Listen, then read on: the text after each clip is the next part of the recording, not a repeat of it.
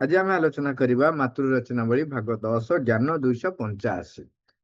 ଜ୍ଞାନ 285 ରେ ପ୍ରଭୁ ଲେଖୁଛନ୍ତି, ହେ ଅମର ଆତ୍ମା, ତୋତେ ପ୍ରକୃତରେ କିଏ ହତ୍ୟା କରିପାରିବ? ହେ ଚିରାନନ୍ଦମୟ ଈଶ୍ୱର, ତୁମକୁ କିଏ ପ୍ରକୃତରେ କଷ୍ଟ ଦେଇପାରିବ?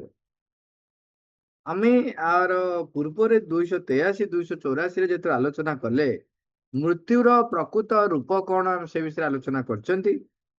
କେମିତି ସେ ମୁଖା ପିନ୍ଧିଛି ତା ବିଷୟରେ ଏବେ ଆମେ ସବିଶେଷ ଆଲୋଚନା କରିସାରିଛନ୍ତି। ମୃତ୍ୟୁ ସେତିକି ବେଳେ ଆସୁଛି ଯେତେବେଳେ ନୂତନତ୍ୱ କିଛି ଆବଶ୍ୟକ ହଉଛି ଏବଂ ପୁରାତନ ଯିଏ ସିଏ ଛାଡିବାକୁ ନାରାଜ। ସେତେବେଳେ ମଧ୍ୟ ମୃତ୍ୟୁ କଣ ହୁଏ, ଆସି ପହଞ୍ଚେ ଏବଂ ତାର ପଶ୍ଚାତରେ ସବୁବେଳେ ରହିଛି କଣ, ଊର୍ଧ୍ୱମୁଖୀ ଆରୋହଣ ଏବଂ ନୂତନତ୍ୱର ପରିପ୍ରକାଶ ପାଇଁ ଅନେକ ସମୟରେ ଯେତେବେଳେ ଆଧାର ତାର ଆଉ ତାକୁ ସହଯୋଗ କରେ ନାହିଁ, ସେତେବେଳେ ସେ କଣ କରେ, ଆଧାରକୁ ପରିବର୍ତ୍ତନ କରିବା ପାଇଁ ମୃତ୍ୟୁକୁ ଆଲିଙ୍ଗନ କରେ। ଏବଂ ଆଜି ସେଇଥିପାଇଁ ଯେତେବେଳେ ଆମେ ଦେଖିବେ ଆତ୍ମା କଣ କରିଛି, ଇଏ ସବୁ ଗୁଡାକ ସେ ରେକର୍ଡ କରି ରଖୁଛି ଏବଂ ସେଥିପାଇଁ ସେ ପ୍ରତ୍ୟେକ ଜନ୍ମରେ ସେ ଗୋଟେ ଛୋଟ ଛୋଟ ଟାର୍ଗେଟ ନଉଛି। ଆମେ ଯଦି ଆମ ଭାଷାରେ ଆଲୋଚନା କରିବା, ଏଇଟା ଏଇଟା ହଉଛି ଆମ ଭାଷାରେ ଆମେ ଆଲୋଚନା କରୁଛନ୍ତି, ଯୋଉଟା ମାଙ୍କ କଥାରେ ବା ପ୍ରଭୁଙ୍କ କଥାରେ ହଉଛି କଣ, ଯେ ଯେତେବେଳେ ଆତ୍ମା ଆସୁଛି ଗୋଟେ ଦାୟିତ୍ୱ ତାର ଥାଏ, ସିଏ ଏଇ ଜନ୍ମରେ କଣ ଅନୁଭବ ନବ, କଣ ପରିପ୍ରକାଶ କରିବ, ଯେମିତି ଥାଏ। ଆମେ ଆମ ଭାଷାରେ ଟିକେ କଥା ହଉଛେ, ତାମାନେ ସିଏ ଗୋଟେ ଟାର୍ଗେଟ ରଖିଛି ଏଇ ଜନ୍ମରେ ମନପ୍ରାଣ ଶରୀରର ବାହ୍ୟ ଗୁଣାବଳୀର ତାର ଯୋଉ ଅସାମର୍ଥ୍ୟତା ରହିଛି, ତାକୁ ତାର ଏଇ ସାମର୍ଥ୍ୟକୁ ସେ ବୃଦ୍ଧି କରିବ ଏବଂ ଭଗବାନ ଯୋଉ ତା ମଧ୍ୟ ଦେଇକି ଯାହା ପରିପ୍ରକାଶ କରିବା ପାଇଁ ତାକୁ ଦାୟିତ୍ୱ ଦେଇଛନ୍ତି, ସେ ତାକୁ ରୂପାୟନ କରିବା ପାଇଁ ଚେଷ୍ଟା କରେ। କିନ୍ତୁ ଆମର ଯେତେବେଳେ ଆମେ ଆତ୍ମା ଦ୍ୱାରା ପୂର୍ଣ୍ଣ ଭାବରେ ପରିଚାଳିତ ହେଇନାହୁଁ ବୋଲି କଣ ହଉଛି, ଆମେ ଯେମିତି କଣ ଜାନତ ବୁଝତ ଶୁଣତ ସବୁ କରତ ମାନେ ଅନ୍ୟମାନଙ୍କୁ ବୁଝଉଛୁ, ଜାନତ ବୁଝତ ସମଝତ ସମଝାୱତ, ମାନେ ଜାନତ ସମଝତ ଆମେ ଜାଣୁଛୁ, ବୁଝଉଛୁ, ନିଜେ ବୁଝୁଛୁ, କିନ୍ତୁ ଦଶା ହୃଦୟ ନାହିଁ ଆବତ। ଆମର ଆମର ନିଜ କ୍ଷେତ୍ରକୁ ତା ଆମେ ଭେଦେଇ ପାରୁନୁ, ଆମ ଭାଷାରେ ଆମେ କଥା ହଉଛେ। ତେଣୁ ଯେତେବେଳେ ବାହ୍ୟ ମନ, ବାହ୍ୟ ପ୍ରାଣ, ବାହ୍ୟ ଶରୀରର କାର୍ଯ୍ୟକଳାପରେ ବେଳେ ବେଳେ ଆମକୁ ଲାଗେ ଯେମିତି କିଛି ଆଉ ହେଇପାରିବନି, ସବୁ ସରିଗଲା, ସେତେବେଳେ ଆମର ଟିକେ ହତାଶ ନିରାଶ ଆସେ ଏବଂ ଆଉ ଏକ ସମୟ ଆସେ ଯେତେବେଳେ ଆମେ ଭାବୁ ଯେ ସବୁ ସରିଗଲା, ନିଶ୍ଚିନ୍ନ ହେଇଗଲା, ବା ଭୟ ଆମ ଭିତରେ ଗୋଟେ ବି ବେଳେ ବେଳେ ଆସେ। ତେଣୁ ଏଇ ସବୁକୁ ପ୍ରଭୁ ମାତ୍ର ଦୁଇଟି ପ୍ରଶ୍ନରେ ସବୁ ସାରି ଦଉଛନ୍ତି, କହୁଛନ୍ତି, ହେ ଅମର ଆତ୍ମା, ତୋତେ ପ୍ରକୃତରେ କିଏ ହତ୍ୟା କରିପାରିବ? କାହିଁକିନା ଚିର ଅବିନଶ୍ୱର ସେ ନିଜକୁ ଭିନ୍ନ ଭିନ୍ନ ଧାରାରେ ପରିପ୍ରକାଶ କରି କରି ଚାଲିଛି। ଅନୁଭୂତି ସକଳ ବାହ୍ୟ ପ୍ରାଣ ମନ ଶରୀରକୁ ଆସେ, ସେଇଥିରୁ ସିଏ କଣ ହୁଏ, ନିଜେ ନିଜକୁ ପରିବର୍ତ୍ତନ କରେ। ଊର୍ଦ୍ଧ୍ୱମୁଖୀ ହବା ପାଇଁ ସମୟ ଲାଗେ, କାହାକୁ ଗୋଟିଏ ଜନ୍ମ ଲାଗୁଛି, କାହାକୁ କିଛି ବର୍ଷ ଲାଗୁଛି, ବେଳେ ବେଳେ କାହାକୁ କାହାକୁ କେତେ ଜନ୍ମ ଲାଗି ଯାଉଛି ଛୋଟିଆଟି ଅଗ୍ରଗତି କରିବା ପାଇଁ। ଆପଣ ଦେଖିବେ ଅନେକ ପ୍ରକାରର ଗଛ ରହିଛି, ଯୋଉମାନେ କେତେ ଜଣ ଥାଆନ୍ତି, କେତେଟା ଗଛ ଥାଆନ୍ତି ବହୁତ ଶୀଘ୍ର ଶୀଘ୍ର ବଢିଯାଆନ୍ତି, ଆଉ କେତେ ଗୁଡେ ଗଛ ଥାଆନ୍ତି ତାଙ୍କର ବଢିବାର ଯୋଉ ତୀବ୍ରତା ବହୁତ ଧିମା। ତେଣୁ ଯେତେବେଳେ ଆମେ ପ୍ରସ୍ତୁତ ନଥାଉ, ଆମେ ଅହଂ, ସ୍ୱାର୍ଥ, କାମନା, ବାସନା ଏବଂ ନିଜକୁ ହିଁ ସାବ୍ୟସ୍ତ କରିବା ପାଇଁ ଅହଂର ପ୍ରେରଣାରେ ଆମେ ମାନେ ଅନଶୁନା କରିଦଉ ଆମ ଅନ୍ତର ପ୍ରେରଣାକୁ। ସେତେବେଳେ କଣ ହୁଏ, ଅନେକ ଜନ୍ମ ଲାଗିଯାଏ ତା ଦେହରୁ ଉଧୁରିବା ପାଇଁ। ତେଣୁ ସେତେବେଳେ ଆମ ଭିତରେ ଯୋଉ ଏକ ନିରାଶ ହତାଶ ଆସେ, ସେଠି ଆମେ ଭୁଲି ଯାଉ, କାହିଁକି ଭୁଲି ଯାଉ ଯେ ଆମ ଭିତରେ ଯେ ଆତ୍ମା ରହିଛନ୍ତି ସିଏ ହଉଛନ୍ତି ସେଇ ପରମଙ୍କର ଅଂଶ ଏବଂ ପୂର୍ଣ୍ଣତଃ ତାର ସମସ୍ତ ସାମର୍ଥ୍ୟ ରହିଛି। ପୂର୍ଣ୍ଣତଃ ସମସ୍ତ ସାମର୍ଥ୍ୟ ରହିଛି। ସବୁ କିଛି ସେ ସାମର୍ଥ୍ୟକୁ ତା ଭିତରେ ରଖିଛି। ପରିପ୍ରକାଶ ହବା ପାଇଁ ଗୋଟେ ବୀଜ ଭିତରେ ସବୁ କିଛି ସାମର୍ଥ୍ୟ ଥାଏ। ତାକୁ ଉପଯୁକ୍ତ ପରିମାଣର ବାହ୍ୟ ଯୋଉ ଉପାଦାନ ଯାହା ତାର ଆବଶ୍ୟକ ହୁଏ, ସେ ଉପାଦାନ ମିଳିଗଲେ କଣ ହୁଏ, ବୀଜଟିଏ ଅଙ୍କୁରୋଦ୍ଗମ ହୁଏ। ତାପରେ ପୁଣି ଯଦି ବୀଜ ଅଙ୍କୁରୋଦ୍ଗମ ପରେ ତାକୁ ସୁରକ୍ଷା ସହିତ ତାର ବୃଦ୍ଧି ପାଇଁ ଯୋଉ କେତେ ଗୁଡିଏ ପାରାମିଟର ବି ଦରକାର, ସେ ପାରାମିଟର ତାକୁ ମିଳିଗଲେ ସେ ଏକ ମହାଦ୍ରୁମରେ ପରିଣତ ହେଇପାରେ। ତେଣୁ ଆମ ଭିତରେ ସେ ସାମର୍ଥ୍ୟ ରହିଛି। ତେଣୁ ତାକୁ କିଏ ବା ହତ୍ୟା କରିପାରିବ? ଯେତେ ଯାହା ତା ଉପରେ କଳୁଷ କାଳିମା ବା ଅଜ୍ଞାନ ଅନ୍ଧକାର ପଡି ରହିଲେ ମଧ୍ୟ ସିଏ ପୁଣି ଥରେ ତା ଭିତରେ ଯୋଉ ସାମର୍ଥ୍ୟକୁ ସେ ରଖିଛି ତାକୁ ପରିପ୍ରକାଶ କରିବାର ମଧ୍ୟ ସାମର୍ଥ୍ୟ ସେ ତା ପାଖରେ ଅଛି। କିନ୍ତୁ ସମୟ ବହୁତ ଲାଗେ। ତେଣୁ ତା ଅର୍ଥ ନୁହଁ, ବେଳେ ବେଳେ ଯେମିତି କହନ୍ତି, ସେଦିନ ସେଦିନ କଥା ହଉଥିଲେ ଯେ ଆମେ ଯୋଉ କହନ୍ତି काल जो करना है आज करो, आज जो करना है अब करो। ଅଳସୁଆ ମାନେ ଆମେ କଣ କହନ୍ତି ତାକୁ, आज जो करना है काल करो, काल जो करना है परसों करो, जब जीना है तो ବର୍ଷ। ଏଇ ଅଳସୁଆର ଏ ଲକ୍ଷଣରେ କଣ ହେଇଯାଏ, ତେଣୁ ଆମକୁ ବହୁତ ସମୟ ଲାଗେ। ନଚେତ୍ ଆମ ଭିତରେ ଏ ସାମର୍ଥ୍ୟ ରହିଛି। ତେଣୁ ତାର ତ ମୃତ୍ୟୁ ହିଁ ନାହିଁ, ତାକୁ ହତ୍ୟା କିଏ କରିବ? ତାପରେ କହୁଛନ୍ତି, ହେ ଚିର ଆନନ୍ଦମୟ ଈଶ୍ୱର, ତୁମକୁ ପ୍ରକୃତରେ କିଏ କଷ୍ଟ ଦେଇପାରିବ? ସେ ସବୁବେଳେ ଆନନ୍ଦ ପାଆନ୍ତି। ଯିଏ ଆନନ୍ଦ, ଚିର ଆନନ୍ଦ ଯାହାଙ୍କର ମାନେ ଆଭୂଷଣ, ତାଙ୍କୁ କଷ୍ଟ କୋଉଠୁ ଆସିବ? ଆପଣ ଶୁଣିଥିବେ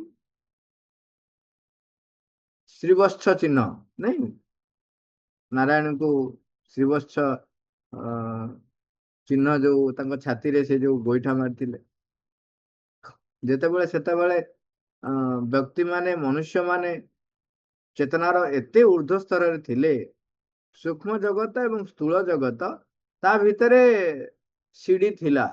ତାମାନେ ଜଣେ ସ୍ଥୂଳ ଶରୀରରେ ମଧ୍ୟ ସୂକ୍ଷ୍ମ ଜଗତକୁ ଯାଇ ପ୍ରଭୁଙ୍କ ସହିତ ସାକ୍ଷାତ କରିକି ଆସିପାରୁଥିଲେ। ସେ ସମୟରେ ଋଷି ଯାଉଛନ୍ତି ନାରାୟଣଙ୍କ ପାଖକୁ, ସେତେବେଳେ ନାରାୟଣ ବିଶ୍ରାମ ନେଉଛନ୍ତି। ସେ ବ୍ୟସ୍ତ ହେଇଯାଉଛନ୍ତି, କଣ ହେଲା, ଏତେ ବଡ ବିଶ୍ୱର ଦାୟିତ୍ୱ ନେଇକିରି ଜଣେ ଶାନ୍ତିରେ କେମିତି ଶୋଇବ? ଏବଂ ସାଧୁ ଆସି ପହଞ୍ଚିଲେଣି, ଅଥଚ ତାଙ୍କୁ ପ୍ରତ୍ୟୁତ୍ତର ନାହିଁ। ସେ କଣ କରୁଛନ୍ତି, ଛାତିକୁ ଗୋଇଠାଟେ ମାରୁଛନ୍ତି।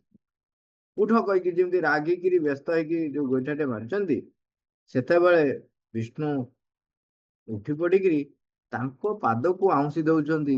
ଏଇଭଳିଆ ପାଷାଣ ହୃଦୟରେ ଆପଣଙ୍କ ନରମ ପାଦ ବାଜିଲା, କେତେ କଷ୍ଟ ହେଇଥିବ ଆପଣଙ୍କ ପାଦକୁ। ଇଏ ହଉଛି ତାଙ୍କର ମହାନତା। ତେଣୁ ଯିଏ ଚିର ଆନନ୍ଦ ଯୁକ୍ତ ରୁହନ୍ତି, ତାଙ୍କୁ ଯେତେବେଳେ କଷ୍ଟ, ଯୋଉ ଗୋଇଠା ମାରା ହେଲେ ବି ତାଙ୍କୁ ସେଇଟା ଆନନ୍ଦ ଲାଗୁଛି। ଏବଂ ସେ କହୁଛନ୍ତି, ଦେଖ ଭକ୍ତ ମୋ ପ୍ରତି କେତେ ଶ୍ରଦ୍ଧା ରହିଛି, ତାର କି ଅଧିକାର ରହିଛି। ସିଏ ମନେ କରୁଛି ଯେ ଭକ୍ତର ଏ ଅଧିକାର ରହିଛି ଯେ ସିଏ ମୋ ସହିତ ସେତିକି ମିଶି ପାରିବ। ତେଣୁ ଭକ୍ତ ତା ଅଧିକାର, ତାମାନେ ଭକ୍ତ ଭିତରେ ସେତିକି ଭଲ ପାଇବା ରହିଥିଲେ ସେ ଅଧିକାର ସାବ୍ୟସ୍ତ କରିବା ପାଇଁ ଗୋଇଠାଟେ ମାରି ପାରୁଛି। ସେ ସେଠି କଣ ଡରିକି ପଳେଇ ଯାଉନି, କିମ୍ବା ଯେମିତି ଦୂର ଲୋକ ବୋଲି ହଁ ଯାହା କରୁଛି କରୁଥାଉ, ନାଇଁ। କେତେ ଅଧିକାର ସାବ୍ୟସ୍ତ, ମାନେ ସେଇ ଯୋଉ କଷ୍ଟକୁ ସେ କେତେ ଆନନ୍ଦମୟ ଭାବରେ, ଆମକୁ ଲାଗେ କଷ୍ଟ, କି କଥା, ଇଏ ଗୋଟେ ଭଗବାନଙ୍କୁ ଗୋଇଠା ମାରିବ। କିନ୍ତୁ ସର୍ବଶକ୍ତିମାନ ଯିଏ, ତା ପାଖରେ ସବୁ ସହିବାର ବି ସାମର୍ଥ୍ୟ ରହିଛି। ଏବଂ ସବୁ ଯାକ ତାଙ୍କ ପାଇଁ ହଉଛି ଶାଶ୍ୱତ ଆନନ୍ଦମୟ ଅବସ୍ଥା। ବା ଏଠି ମାଙ୍କୁ ପ୍ରଶ୍ନ କରାଯାଇଛି ଯେ ଆବାହମାନ କାଳରୁ ମୃତ୍ୟୁକୁ ଦୁଃଖ ସହିତ ଏପରି ଏକାଠି ଯୋଡି ଦିଆଯାଇଛି କାହିଁକି? ମୃତ୍ୟୁକୁ ଦୁଃଖ ସହିତ ମା କହୁଛନ୍ତି ମନୁଷ୍ୟର ଅଜ୍ଞାନତା ଏବଂ ଅହଙ୍କାରିତା ହେଉଛି ଦୁଃଖର କାରଣ।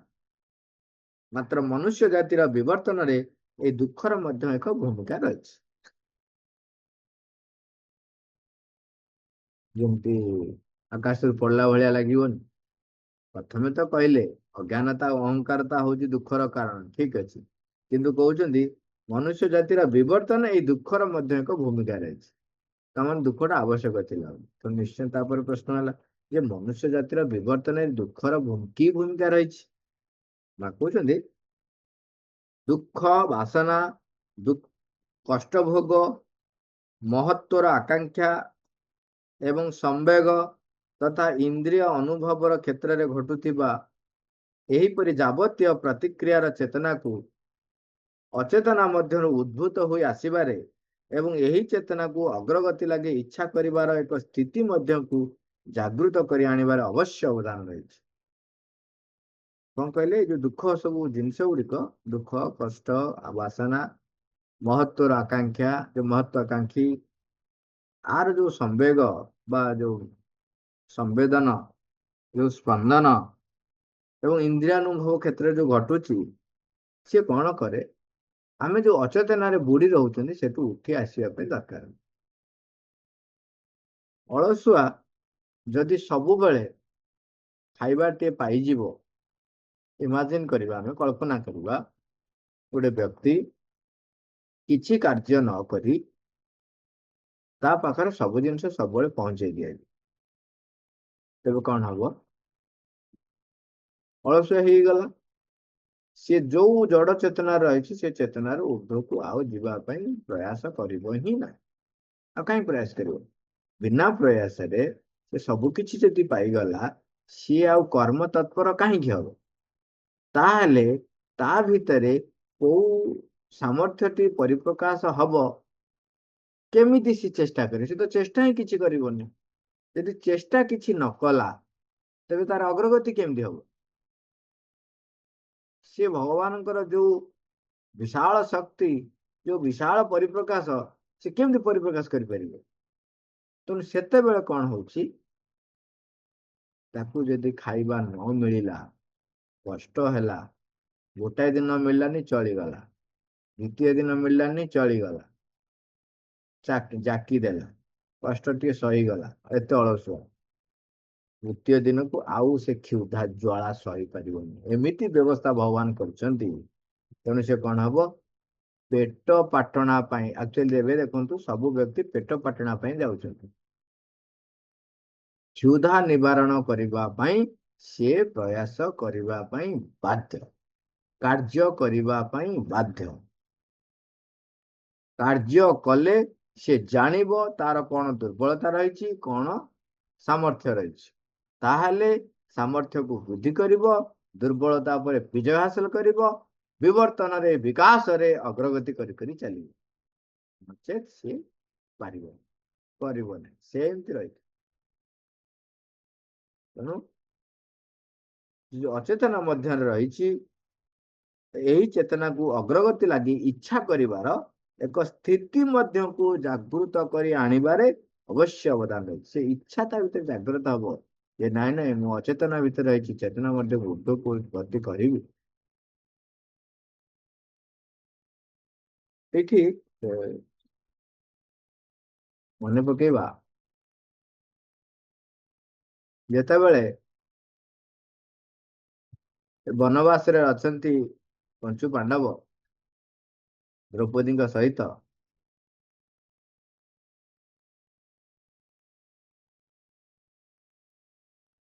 ସେ ସମୟରେ ଗୋଟେ ତାଙ୍କ ଭିତରେ ଯୋଉ ନିୟମ ଥିଲା, ସେଇ ନିୟମର ଭଙ୍ଗ ହେଇଛି। ଅର୍ଜୁନ କୁ ବର୍ତ୍ତମାନ କଣ ହେଲା ନା, ଗୋଟିଏ ବର୍ଷ ସିଏ ବର୍ତ୍ତମାନ ନିଜେ ଯାଇକି ଜଙ୍ଗଲରେ ତପସ୍ୟା କରିବେ। ମାନେ ଜଙ୍ଗଲରେ ମାନେ ଆଙ୍କଠୁ ଅଲଗା ରହିବେ, ବର୍ତ୍ତମାନ ନିଜେ ନିଜ କଥା ବୁଝିବେ। ଖାଇବେ ପିଇବେ କଣ କରିବେ କଣ ନାହିଁ କେତେ କଷ୍ଟ। ସେଇ ସମୟରେ ଘଟଣା ତାଙ୍କୁ ଆସି ଶ୍ରୀକୃଷ୍ଣ ପହଞ୍ଚିଗଲେ। ଘଟଣା ତ ଏଇଆ ହେଇଛି, ତାହେଲେ କରିବ କଣ? ଅର୍ଜୁନ ସେଇ ସମୟରେ ତାଙ୍କୁ ସେ ଶ୍ରୀକୃଷ୍ଣ ଆଦେଶ ଦଉଛନ୍ତି ବା ସଜେସନ ପ୍ରସ୍ତାବ ଦେଇଛନ୍ତି, ଯାହା ବି ହଉ ସିଏ ଇନ୍ଦ୍ରଙ୍କୁ ତପସ୍ୟା କରିଛନ୍ତି, ସେଇ ସମୟରେ ଶିବଙ୍କୁ ତପସ୍ୟା କରିଛନ୍ତି। ଦେଖନ୍ତୁ ଇଏ କେତେ ସିମ୍ବଲିକ ଭାବରେ ଆମେ ଗ୍ରହଣ କରିବା ଉଚିତ। ଯେତେବେଳେ ଗୋଟେ ବିରାଟ ପ୍ରତିବନ୍ଧକ ଆସି ଠିଆ ହେଲା, ଗୋଟେ ବଡ ଦୁର୍ଘଟଣାଟି ଆସି ପହଞ୍ଚିଗଲା, କହିବାକୁ ଗଲେ ସମସ୍ୟାଟି ଆସି ପହଞ୍ଚିଗଲା, ସେ ସମୟରେ ଅନ୍ତର ପ୍ରେରଣା ଉତ୍ତମ ପ୍ରସ୍ତାବ ଦିଏ। ସେଇ ଉତ୍ତମ ପ୍ରସ୍ତାବକୁ ଯଦି ଆମେ ସ୍ୱୀକାର କରିବା, କେମିତି ଆମର ଲାଭ ହବ? ସେଇଠି ସେ ଶିବଙ୍କୁ ତପସ୍ୟା କରିଛନ୍ତି, ଇନ୍ଦ୍ରଙ୍କୁ ତପସ୍ୟା କରିଛନ୍ତି। ଶିବଙ୍କୁ ଯେତେବେଳେ ତପସ୍ୟା କରୁଛନ୍ତି, କହିଲେ ଦେଖ ଶିବ ପାର୍ବତୀଙ୍କୁ ତୁ ଆରାଧନା କର। ପ୍ରଭୁ ଶ୍ରୀକୃଷ୍ଣ କହିଦେଇ ଗଲେ, ସଖା କହିଛନ୍ତି ତମେ ଚାଲିଲେ। ସେ ତପସ୍ୟା କରିକି ଶିବଙ୍କୁ ଆବାହନ କଲେ ବାରମ୍ବାର ବାରମ୍ବାର ଶିବ ପାର୍ବତୀଙ୍କୁ। ସେଠୁ ଶିବ ପାର୍ବତୀ ସନ୍ତୁଷ୍ଟ ହେଇକି ତାଙ୍କର ଗୋଟେ ପରୀକ୍ଷା କରିଛନ୍ତି, ଆପଣ ଦେଖିଥିବେ ଭିଡିଓରେ ବି, ଆସିକି ପହଞ୍ଚିବେ। ଆମେ ଆଲୋଚନାଟେ ସିଧାସଳଖ ପଏଣ୍ଟ ଟୁ ଦ ପଏଣ୍ଟ ଆଲୋଚନା କରିବା। ଆଉ ସେ କାହାଣୀଟି ଆପଣ ତ ଜାଣିଛନ୍ତି, ଯୋଉ ବାରାହକୁ ମାରିବାଟା, ଶିକାର କରିବା, କାହାର ଶିକାର କଣ, ଏମିତି ସେମିତି ହେଇଛି। ତାପରେ ସେଠୁ ସେଇ ସମୟରେ ଅର୍ଜୁନ ଜାଣିଗଲେ ଯେ ଇଏ ହଉଛନ୍ତି ସ୍ୱୟଂ ଦେବଦେବ ମହାଦେବ। ଇଏ ସାଧାରଣ କିରାତ ନୁହଁ, ସାଧାରଣ ଶବର ନୁହନ୍ତି। ତେଣୁ ସେ କଣ କରୁଛନ୍ତି, ଲମ୍ବ ହେଇକିରି ପ୍ରଣାମ କରୁଛନ୍ତି, କହୁଛନ୍ତି ଆପଣ ସ୍ୱରୂପରେ ଆସି ମତେ ଦର୍ଶନ ଦିଅ। ସେଠୁ ଶିବ ତାଙ୍କ ସ୍ୱରୂପକୁ ଆସିଲେ, ଦର୍ଶନ ଦେଲେ। ଇଏ କହିଲେ ପ୍ରଭୁ ଆପଣଙ୍କ ଦର୍ଶନ ପାଇଲେ ହେଲେ ମା ଗଲେ କୁଆଡେ, ମାଙ୍କ ଦର୍ଶନ କରିବିନି ଆଉ ପଳେଇବି। ସେଠୁ ପାର୍ବତୀ ବି ଆସି ପହଞ୍ଚନ୍ତି। ସେଇ ସମୟରେ ଗୋଟେ ବଢିଆ ମଜା ଘଟଣା। ପାର୍ବତୀ କହୁଛନ୍ତି ଆଉ ଦେଖନ୍ତୁ ଆପଣଙ୍କୁ ସେ କେତେ କଷ୍ଟ କରି ତପସ୍ୟା କରୁଛି, ଆପଣ ଆସିଛନ୍ତି, ତାକୁ କଣ ଗୋଟେ ତ ବର ଦେବେ। ସେ କହୁଛି ନାଇଁ ନାଇଁ ଆଜ୍ଞା, ମୁଁ କେବଳ ଦର୍ଶନ କରିବାକୁ ଚାହୁଁଥିଲି, ମୋର କିଛି ମାଗୁଣି ନାହିଁ। ସେମିତି କେମିତି ହବ? ତମେ ଆସିଛ ମାନେ ଗୋଟେ ଖୁସିରେ ତ କଣ ଗୋଟେ ଦେଇକି ଯିବ ନା। ଶିବ କହୁଛି ହଁ ଠିକ କଥା, ନା ନା ମୁଁ ଦେଇକି ଯିବି। ହଉ କଣ ଦେବି କୁହ, କଣ ଦରକାର କୁହ। ଅର୍ଜୁନ କହୁଛି ମୁଁ କଣ, ମୁଁ ଜାଣିନି, ଆଉ ମୁଁ କଣ ମାଗିବି, ମୁଁ ଆପଣ ଯାହା ମୋ ପାଇଁ ମଙ୍ଗଳ ଦିଅନ୍ତୁ। ଗୋଟେ ପାର୍ବତୀ ଦେଖିଲା, ଆରେ ହେ ଇଏ ତ ଗୋଟେ ଅସୁବିଧା ହେଇଗଲା, ଇଏ ଗୋଟେ କିଛି ମାଗୁନି। କହିଲା ହଉ। ପାର୍ବତୀ କହୁଛନ୍ତି ହଉ, ଗୋଟେ ପ୍ଲାନ, ମାନେ ମା ତ ହୃଦୟ, ମାର ହୃଦୟ କାହା ସହିତ ତୁଳନୀୟ। କହୁଛନ୍ତି ଦେଖନ୍ତୁ ପ୍ରଭୁ, ଆପଣ ଦେଖନ୍ତୁ ସେ ପିଲା ଲୋକ ଜାଣିପାରୁନି, ତେଣୁ ଆପଣ ଟିକେ ଯାଇକି ଆଗ ସେଇ ଯୋଉ ଝରଣାରେ ଟିକେ ଧୁଆ ଧୁଇ ହେଇକି ଆସନ୍ତୁ, ଆଉ ଟିକେ ତାକୁ ଟିକେ ସମୟ ଦିଅନ୍ତୁ। ଯେମିତି ମହାଦେବ ଟିକେ ଯାଇଛନ୍ତି ସିଆଡକୁ, ମାନେ ଦେଖନ୍ତୁ ଧୁଆ ଧୁଇ ହବା ବା ଝରଣାକୁ ଯିବା, ମୁଁ କେବଳ ଗୋଟେ କଥାରେ କହୁଛି, କିନ୍ତୁ ମା ତାଙ୍କୁ କଣ କଲେ, ପଠେଇଲେ ଦୂରକୁ ଏବଂ ଆଙ୍କୁ ସମୟ ଦେଲେ। କାହାକୁ? ଅର୍ଜୁନଙ୍କୁ। ଯେମିତି ମହାଦେବ ପଳେଇଛନ୍ତି, ମା କହୁଛନ୍ତି, ସେ ତାଙ୍କୁ କହୁଛନ୍ତି ପାଶୁପାତ ଅସ୍ତ୍ର ମାଗିବା। ସରି, ଆଉ ଥରେ ଏଇଟା କଟ କଟ କରିଦବା। ମା କହୁଛନ୍ତି ଯେ ଦେଖ, ତାଙ୍କ ପାଖରେ ଯୋଉ ପାଶୁପାତ ଅସ୍ତ୍ର ରହିଛି, ତାକୁ ଯଦି ତୁ ମାଗିବୁ ତାହେଲେ ସିଏ ଦବାକୁ ବାଧ୍ୟ ହେବେ, ଆଉ ତତେ କେହି ହରେଇ ପାରିବେନି। ସେଇଟା ମାଗିନି। ସେଇଠୁ ଯେତେବେଳେ ପ୍ରଭୁ ଆସିଲେ, କହିଲେ ଆଜ୍ଞା ମୁଁ ଆଜ୍ଞା କଣ କହିବି, ଆଉ ଯଦି ଆପଣ ଏତେ ସହୃଦୟ ଦବା ପାଇଁ କି ଚାହୁଁଛନ୍ତି, ତାହେଲେ ପାଶୁପାତ ଅସ୍ତ୍ରଟି ଦିଅନ୍ତୁ। ମହାଦେବ ଆଶ୍ଚର୍ଯ୍ୟ ହେଇଗଲେ, ଆରେ ଏଭଳିଆ ଅସ୍ତ୍ର ଏମିତି ମାଗିଦେଲା ମାନେ ସରିଗଲା। ତାପରେ ପାର୍ବତୀଙ୍କୁ ଚାହୁଁଛନ୍ତି, ଇଏ ବୁଦ୍ଧି ତମେ ଦେଇଛ। କହିଲେ ମନେ ରଖ, ମା କୁ କହୁଛନ୍ତି ଦେବୀ ତମେ କହିଦେଲ ତାକୁ ଶିଖେଇ ଦେଇଛ ପାଶୁପାତ ଅସ୍ତ୍ର ନେବା ପାଇଁ, ବର୍ତ୍ତମାନ ସରିଗଲା। ବର୍ତ୍ତମାନ ମହାଦେବ ବି ତାଙ୍କ ପାଖରେ ହାର ମାନିବେ, ଜିତି ପାରିବେ ନାହିଁ। କହିଲେ ମୁଁ ବି ଆଉ ତାକୁ ଜିତି ପାରିବି ନାହିଁ ଯଦି ସେ ମୋ ସହିତ ଯୁଦ୍ଧ କରେ। ଦେଖ ପରିଣାମ କଣ ହବ ତମେ ବୁଝିବ। ଆଗ ହସୁଛନ୍ତି, ହଉ ମୋ ପିଲା ସେମିତିଆ ନୁହଁ। ସେଠୁ ମହାଦେବ କହିଲେ ରହ ମତେ ଫସେଇଥିଲୁ ତ ତମକୁ ଦଉଛି। କହିଲା ଦେଖ ମୁଁ ଦେଲି, ତମେ ଗୋଟେ ମା ତାର, ତମେ ଦବନି ନା? ହଁ ହଁ ହଁ ହଁ। ତମେ କାହିଁ ଦବନି? ତମକୁ ଦବାକୁ ପଡିବ। ହଉ ଦେଖ ତୁ ମା କଣ ମାଗୁଛୁ। ଇଏ କହୁଛି ଆଜ୍ଞା ମୁଁ କଣ ଜାଣିଛି ମାଗିବି। ସେ ସେଠୁ କହୁଛି ତମେ ଯାଅ, ତମେ ଧୁଆ ଧୋଇକି ଆସିବ। ଯେମିତି ପାର୍ବତୀ ଯାଇଛି ଧୁଆ ପାଇଁ, ମହାଦେବ ତାଙ୍କୁ କହିଦଉଛନ୍ତି, କହୁଛନ୍ତି ଦେଖ ତାଙ୍କ ହାତରେ ଗୋଟେ ଚନ୍ଦ୍ରହାସ ଖଡଗ ଅଛି। ଆପଣ ଦେଖିଥିବେ ଯେତେବେଳେ ଅସୁରକୁ ବଧ କରିବା ପାଇଁ ସେ ଯୋଉ ଖଡଗଟି, ସେଟା ଉପରଟା ଏମିତି ହେଇକି ହେଇଥାଏ, ଯୋଉଟା ଖଡଗ ଧରିଛନ୍ତି ଯୋଉ କାଳି ଧରିଛନ୍ତି, ସେଟା ହଉଛି ଚନ୍ଦ୍ରହାସ ଖଡଗ। କହିଲେ ସେଇଟା ମାଗି ନେଇଯା। ହୁଁ ଏ ଗଲେ ତୁ ସରିଲା ତୋର ସବୁ ଆଉ। ଯେମିତି ପାର୍ବତୀ ଆସିଲେ ସିଏ ମାଗିଲେ, ସିଏ ପାର୍ବତୀ କହିଲେ ଇଏ ବୁଦ୍ଧି କିଏ ତମେ ଦେଇଛ। ଯାହା ବି ହଉ ଦେଖନ୍ତୁ, ଯୋଉ ଦୁର୍ଘଟଣା ବା ଯୋଉ ସମସ୍ୟା ଆସି ପହଞ୍ଚିଥିଲା, ସମସ୍ୟାଟି କେଡେ ବଡ ବରଦାନ ହେଇଗଲା, କେଡେ ବଡ ବରଦାନ ହେଇଗଲା। ମହାଦେବଙ୍କର ଦର୍ଶନ ହେଲା, ପାର୍ବତୀଙ୍କର ଦର୍ଶନ ହେଲା, ଅସ୍ତ୍ର ପାଇଲେ। ଏବଂ ସେଇ ସମୟରେ ବହୁତ ଘଟଣା ଅଛି। ସେଇ ମାନେ ତପସ୍ୟା କରୁଛନ୍ତି ଯୋଉ ବେଳରେ ଅନେକ ରୂପ ହେଇଛି। ଇନ୍ଦ୍ରଙ୍କ ପାଖକୁ ଯାଇଛନ୍ତି, ଇନ୍ଦ୍ରଙ୍କ ପାଖରେ ଗଲା ପରେ ସେଠି ଆହୁରି ଗୋଟେ ପୁଣି ସମସ୍ୟା ହେଇଛି। କଣ ନା ଉର୍ବଶୀ ତାଙ୍କୁ ଅଭିଶାପ ଦେଇଛନ୍ତି। କଣ ନା ତମେ ନଂପୁସକ ହେଇଯାଅ। କି କଥା। ତାପରେ ସମସ୍ତେ ବ୍ୟସ୍ତ ହେଇଗଲା ପରେ ସେ ସେଟା ବର୍ଷକ ପାଇଁ ସୀମିତ କରିଛନ୍ତି। ସେଟା ପୁଣି ଗୋଟେ ଅପସନ ଦେଲେ କଣ, ଯେ ତମେ ଯେତେବେଳେ ଚାହିଁବ ସେଇ ଅଭିଶାପଟିକୁ ତମେ ଗ୍ରହଣ କରିବ। ବର୍ଷେ ପାଇଁ ଯୋଉ ନଂପୁସକ ହବାଟା ତାଙ୍କ ପାଇଁ ଆଶୀର୍ବାଦରେ ପରିଣତ ହେଲା, କାହିଁକିନା ବର୍ଷେ ତାଙ୍କର ଅଜ୍ଞାତବାସ ହବାର ଥିଲା। ହୁଁ ସେଇ ସମୟରେ ଦେଖନ୍ତୁ ଅର୍ଜୁନଙ୍କର ଯୋଉ ବୀର୍ଯ୍ୟ ଶୌର୍ଯ୍ୟ, ସେ କଣ କାମ କରିବେ, ଯୋଉଠି କାମ କଲେ ବି ଧରା ପଡିଯିବେ। ତେଣୁ ନଂପୁସକ ଯେତେବେଳେ ହେଇଗଲେ, ସେତେବେଳେ ତାକୁ ଚିହ୍ନି ହିଁ କେହି ପାରିବେ ନାହିଁ। ମାନେ ବେଶ ବଦଳିବା ଦରକାର ନାହିଁ, ତାଙ୍କ ଶରୀର ହିଁ ବଦଳି ଯାଇଛି, ତାଙ୍କ ଠାଣି ବଦଳି ଯାଇଛି। ଚେଷ୍ଟା କରିବା ଦରକାର ନାହିଁ, ଅଟୋମେଟିକ ଠାଣି ବଦଳିଗଲା। ତେଣୁ ଯେତେବେଳେ ସମସ୍ୟା ଆସେ, ଆମେ ସେଇ ସମୟରେ ଯୋଉ ଅନ୍ତର ପ୍ରେରଣା ଆମ ପାଖରେ ଆସିଥାଏ, ତାକୁ ଆମେ ବ୍ୟବହାର କରିବା ଏବଂ ଆମର ସାମର୍ଥ୍ୟକୁ ବୃଦ୍ଧି କରିବା। ପ୍ରକୃତରେ ସେଗୁଡିକ କେବେ ସମସ୍ୟା ହେଇକି ଆସିନଥାଏ, ସେ ଆମକୁ ଜାଗ୍ରତ କରିବା ପାଇଁ, ଉର୍ଦ୍ଧ୍ୱକୁ ନେଇଯିବା ପାଇଁ ଆସିଥାଏ। ଏ ବିଷୟଟି ବୁଝିବାକୁ ସମୟ ଲାଗେ, କିନ୍ତୁ ଏହା ସତ୍ୟ। ମା, thank you all, Arubar.